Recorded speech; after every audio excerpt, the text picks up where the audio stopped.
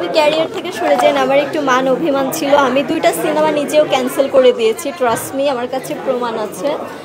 2টা সিনেমা আমি ক্যান্সেল করে দিয়েছি। আমি তখন আসলে রাগ ছিল যে না ধর আমি সিনেমাই করব না, সেটা মূলত রাগ থেকেই হয়েছে। তো ফাইনালি আমার ইফতেখার চৌধুরী স্যারের সাথে আসলে সব কিছু ঠিকঠাক হয়ে যায়, কারণ দিন শেষে আমরা একসাথে সিনেমা করব, আমার মুক্তি সিনেমার কাজ শেষ করতে হবে। এই জন্য আসলে আমি আবার স্টার্ট করছি। আর ফিতা কাটা এইগুলো কেমন কথা, এটা হচ্ছে একটা গ্র্যান্ড ওপেনিং হয় একটা শোরুমের, এটা হচ্ছে মার্কেটিং।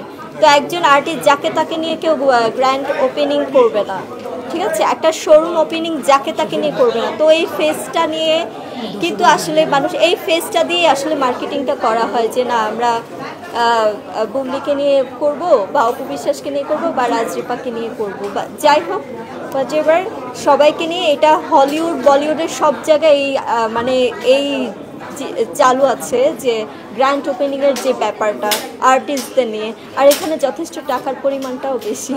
আধা ঘন্টার জন্য যে ওপেনিং করে আসলে যদি আপনি 2-3 লাখ টাকা পেয়ে যান তাহলে ক্ষতি করতে আমি দেখেছি, বাট এভাবে নিজেকে প্রেজেন্ট করা পাবলিক প্লেসে এটা আসলে আমি দেখিনি।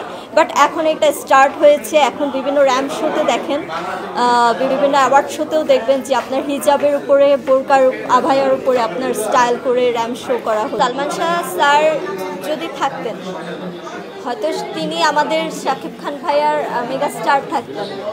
শাকিব খান ভাইয়াও তার যোগ্যতা বা দক্ষতা দিয়ে কিন্তু আজকে এগিয়ে এসেছে। এমন না যে তার কোনো যোগ্যতা নেই, এজন্য এমনি সে মেগা স্টার না। তো সালমান শাহ স্যার থাকলে সে তার জায়গায় সেরা থাকতো, সে অনেক সিনিয়র থাকতো।